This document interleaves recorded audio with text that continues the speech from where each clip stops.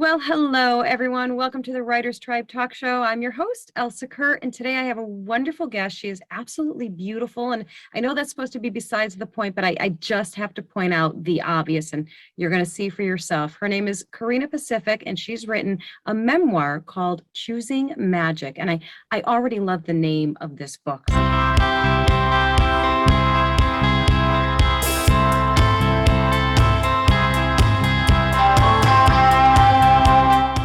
Welcome to the show.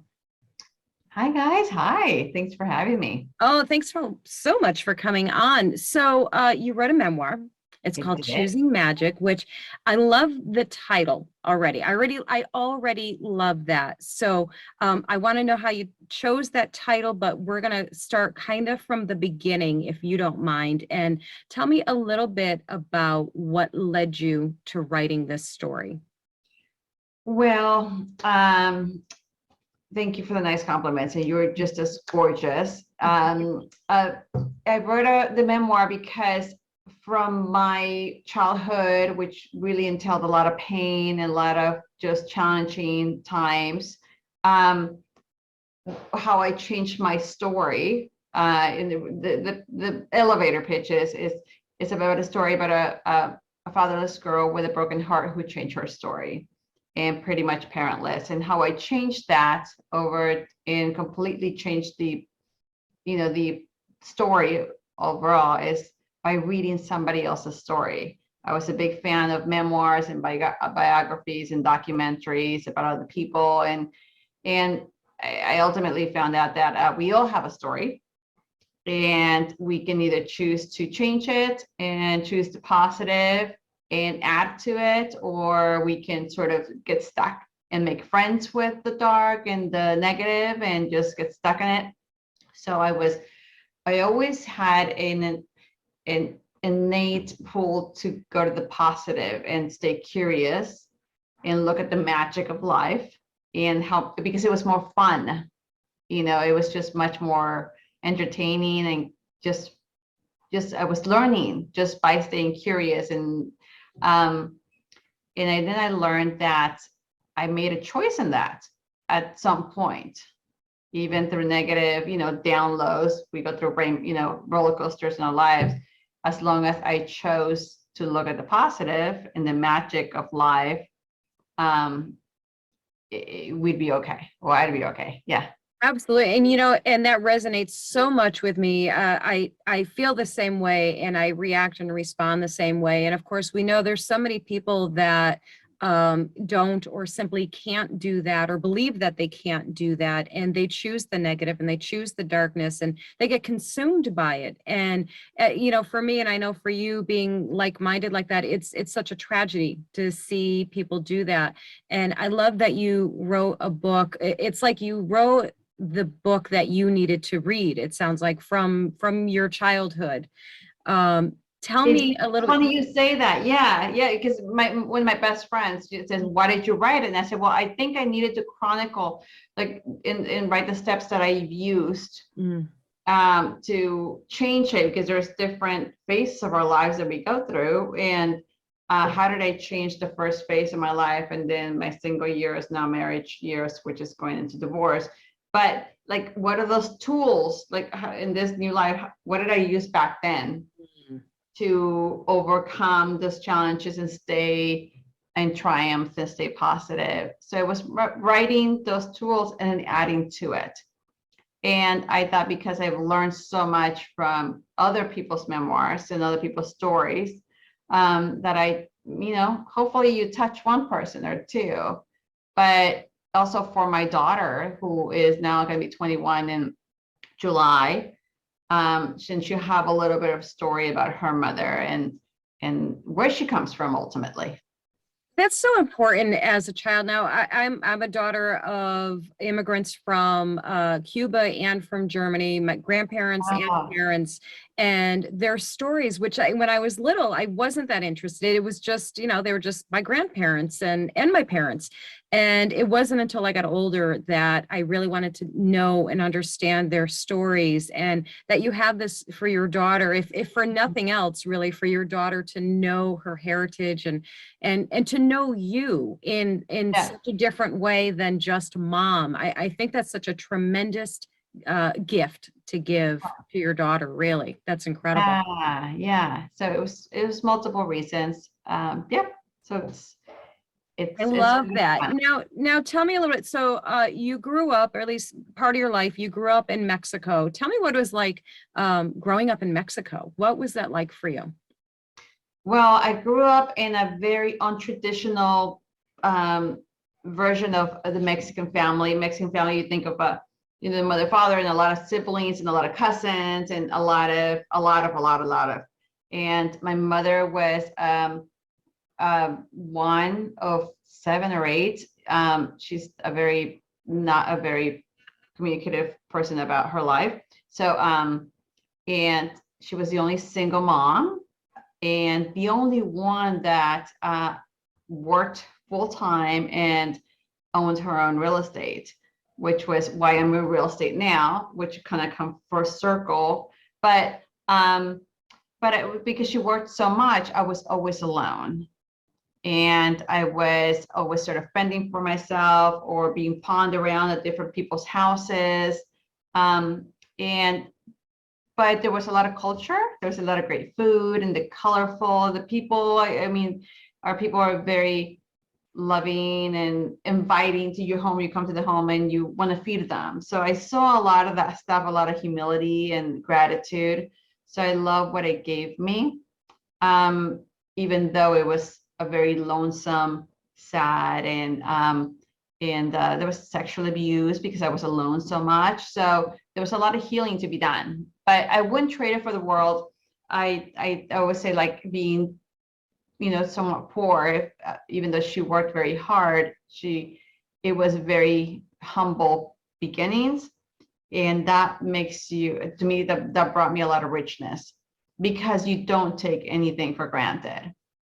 So true. So true. And such a Yeah. great lesson to take from such challenging and truly difficult and probably at times horrific experience, to be Yeah. able to reflect on that and to find the beautiful moments and find the purpose of it, or create purpose out of it, really. And, sometimes that's just making things in the next phase of your life, like you said, talking about the phases of your life, not making the same mistakes or repeating the same patterns or anything like that. Yeah.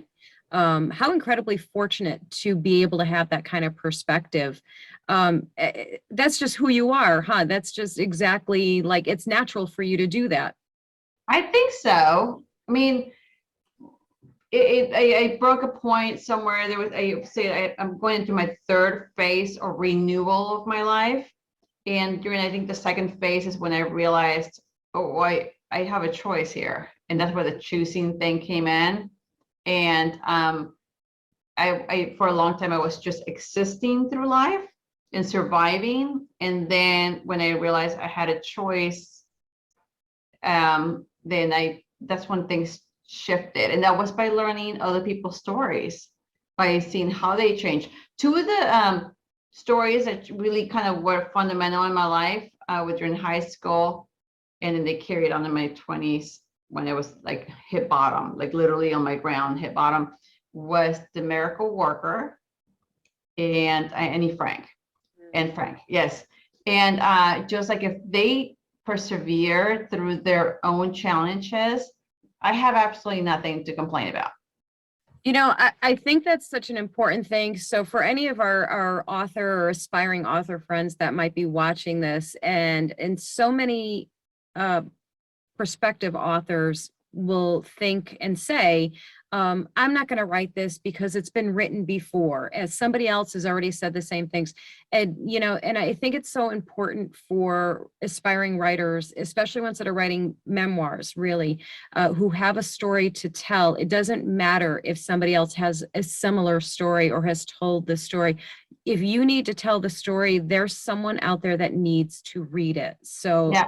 and you said earlier on too, that, you know, even if it helps one person, if one person reads your book and it changes their life and or betters their life in some way, then that was the purpose. That was the point of writing it. And I think that's such a valuable lesson to share. So thank you for sharing that. Absolutely. And I'm sure you have really talented authors and writers out there. I didn't think I was a writer, and I still consider myself like, oh, I don't know. But I didn't know how to start because I had imposter syndrome. Like, I can't write a book, and I'm not a writer. Like, I'm a realtor, a esthetician. Like, I had all these excuses, and I've been talking about it for so long. And a dear friend of mine from Jersey, you get the East Coasters, they're so blunt and in your face. They're like, Yep. just stop, just write it down. I said, well, how? She says, write it in sections. Childhood, coming to America, Los Angeles. She sectionalized it for me, where she broke it down, and then from there it started opening up, and I started writing into it. And it was a terrible first manuscript. It was terrible. It was sloppy. I think I deleted it after we went through it, because it was but it was venting. It was letting all the stuff through the different stages. And then from there, I just kind of put it out there in the universe to kind of guide me to find the right people to help me along, to then it would be written somewhat decent and it's readable. People would understand it, but it also had my voice of the writing. So don't, let what is it? Imposter syndrome. Imposter syndrome, you're right. Yeah, slap it in the ass and then just, kick it to the side curve and just write it down, get down to it. Absolutely. Yeah. Yes. Best advice ever. Just do it. And I love what you said about it's a funny thing to comment on, I guess, if you're not a writer, but I love that you said that the first draft was terrible and you deleted it and you didn't like it and all of those things. No one's first draft is ever good. And if they tell you is, they're lying. I would imagine. Everybody's Yeah, right? first draft. Yeah. I mean, that's the whole purpose of it being a first draft, right? The whole purpose is just to get the words out, just to purge the story. Yeah. And then you pretty it up after. Then you clean it all up and make it presentable. And because I'm so glad that you stuck with it. Like 20-something books. So if your first drafts are never the ones, right? You always have to revise it. Yeah. Absolutely. Yeah. Some of those best novels out there. I wish we could see all of the, all the classics and the greatest stories, that everybody knows and loves. I wish we could see those first drafts just so we can go, oh, that wasn't that great. At least not in the first phase. Yeah. No, you just write it down. Even if you just write it down. Yeah, absolutely. Now take me back a little bit to your story. You moved, how old were you when you came to the United States? 12. 12. I was 12 Wow. years old. So, and I was not supposed to have stayed in America. We were supposed to just come for the summer. And then through a miracle of God, who, sort of where I lean to, I happened to stay in America, and it was a culture shock. It was culture shock from humble beginnings to a very affluent area in Houston, Texas, with an affluent family, from Spanish to all English, from a school all Spanish to all like a school where affluent kids with all English speaking and blonde and there was just, maybe a few little sprinkles of Latinos and Blacks and what have you. So, it was a culture shock. It was quite interesting. And I think that's where I became agile. Well, I became agile and very flexible, being raised by my mother, because I was pawned around. So I was never told we're going to go here, go there. I was just sort of pulled to the next thing. So I have to be flexible. Mm-hmm. And that, I think that's one, if we can learn as human beings, a craft is to be flexible and just go with the flow, because you just never know what fun is going to be around the corner. Is so true. Now, because your early years, there was so much isolation and you were on your own so much, when you were immersed in this completely different culture, almost like being, well, it was a foreign land. It really was. And would you consider yourself a shy child at that time, or did you adapt quickly? Like, was it a quick change or for you Uh, internally? like from coming from Mexico to America, Yeah, and adapting. I think what my one, and I think you'll hear it in all of, inspirational seekers and everybody, because I had to learn as a child to keep myself entertained. Well, the number one tool that I used then, I still use now, is curiosity. So I had to just stay very curious and just watch and just kind of get a sense of the room, get a sense of the environment, get a sense of the people around, listen, what do they do, what are the trends, just stay alert. And that really helped me in America, and just watch and hear and see what the kids were doing and being adaptable. So That's Yeah, that's really amazing and so impressive too, because I'm just imagining, I'm imagining myself at 12. I was a pretty introverted child. I wasn't really yeah, shy, but I was definitely very introverted. And yeah, I'm just trying to imagine just going from, everything that you know, and even if it wasn't great, but it's familiar, it's what you know, and then yeah. just a whole new life. And it's almost hard to imagine doing something so shocking at such a young age and adapting like that. Well, I think, and I wrote in the book that when I came to America is when my life started. Because even though I'm very grateful for having been raised in Mexico and very humble beginnings, it just was not my destiny. I was supposed to be here and grow, and I felt alive.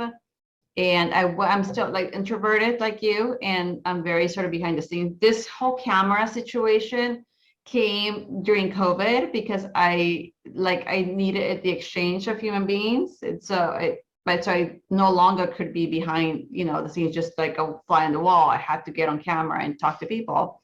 But then I mean, I can put on the social, aspect of it, but I'm like you, like just watchful and just gonna see what's going on and learn from everybody, because people teach me things without even them knowing that they are teaching me.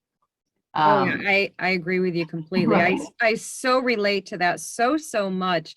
And now you, through your book, you are teaching other people, and in such a graceful way too, and gracious to be sharing your personal story to help other people. And I know that experience, just simply writing a book and putting it out in the universe, is it can make you feel both emboldened and empowered, but it can also make you feel very, very vulnerable, because now Yeah.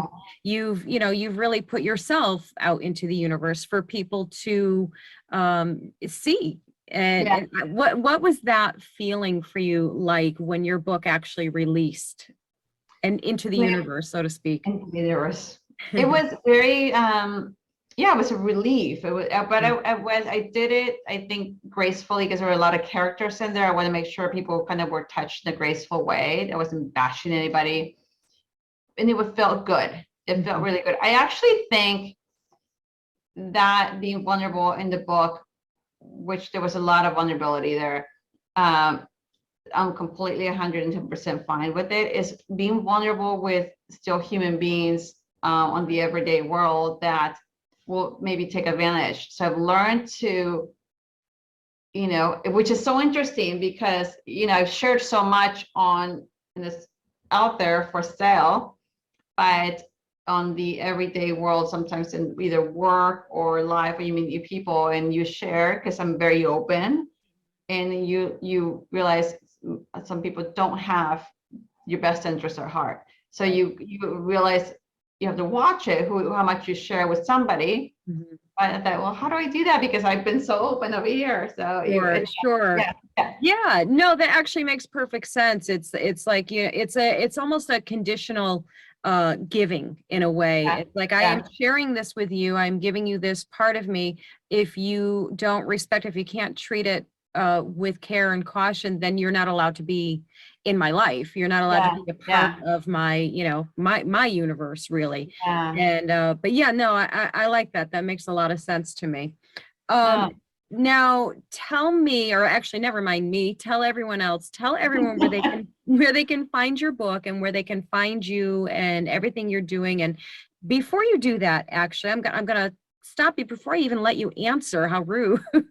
I Okay. want to ask you about, you are part of a nonprofit organization. It's the Richstone Family Center. Could you Yeah. tell us? Oh, thank Yeah. you for mentioning. That's so Oh, sweet. absolutely. No, I would love for you to be able to have an opportunity to share a little bit about that if you would. That would be wonderful.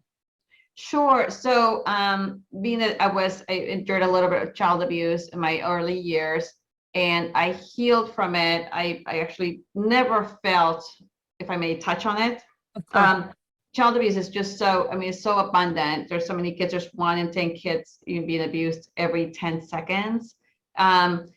And there, obviously, we have the issues of human trafficking, which is, it's a $1 billion business, which is another story. But um, when I started real estate 11 years ago, a dear friend asked me to volunteer, and it was here in Manhattan Beach, a peer-to-peer walk, and we do fundraiser. There's all kinds of fundraisers. The South Bay and Manhattan Beach, Redondo Beach, like, is a very generous town, which is so interesting. I think why I got so into causes and fundraising. But Richfield Family Center is in Hawthorne, California. It's a neighborhood town to Manhattan Beach, and Manhattan Beach is very abundant, and you have Hawthorne, which is kind of, people are barely making ends meet, the big families, and Richstone focuses on the prevention and treatment of child abuse.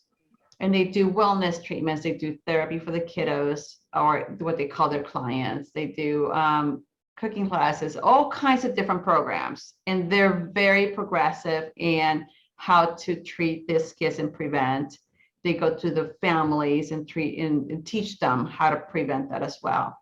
So it was no coincidence that God sent my way this dear friend who said, I need help during this fundraiser. And I said, well, what's the fundraiser about? Well, this is what it is. Like, of course this would come to me.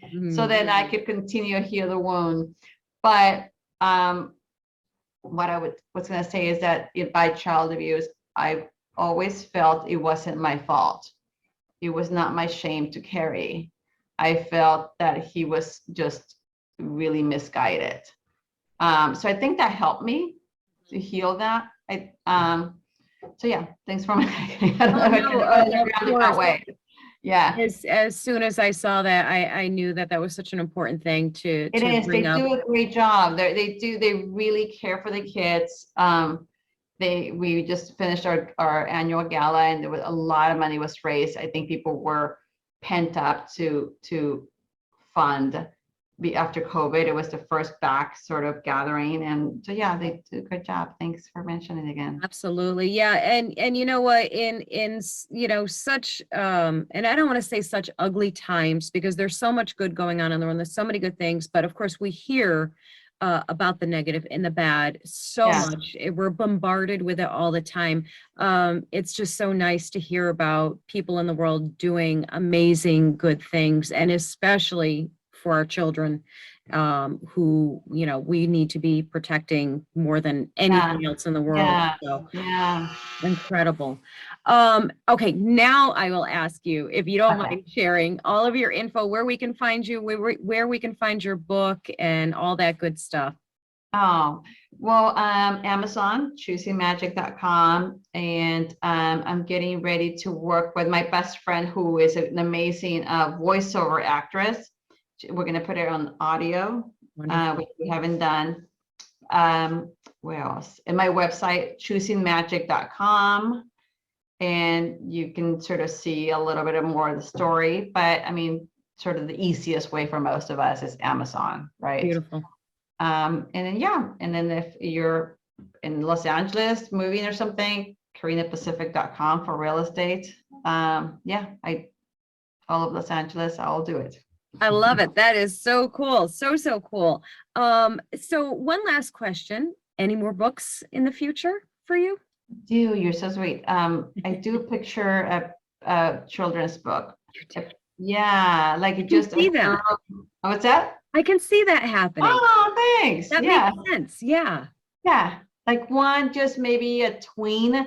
I have a 20-year-old, Mhm. and it was so great to see her through every stage of her life. And the tween years seem to be, and I hear from my friends and just stories like it's just a challenging time, the middle school years, and you're not a little, but you're going into this stage, and just maybe a tween children's book where you're still in the background, have that little magical sort of influence in the background, I you know like that. I like yeah. that. I'm going to be looking forward to that. I have Ah, we have some tweens or almost tweens in our family. So yeah, I'll be waiting for it. oh, you're sweet.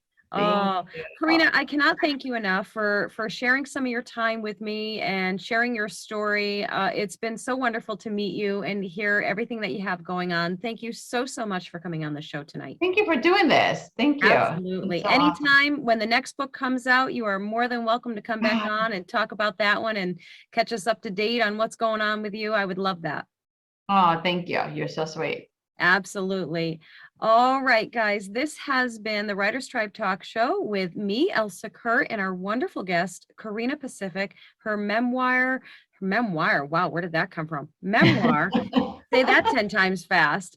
Her memoir, Choosing Magic, is available on Amazon and on her website, and go check it out. We'll see you next time. Take care.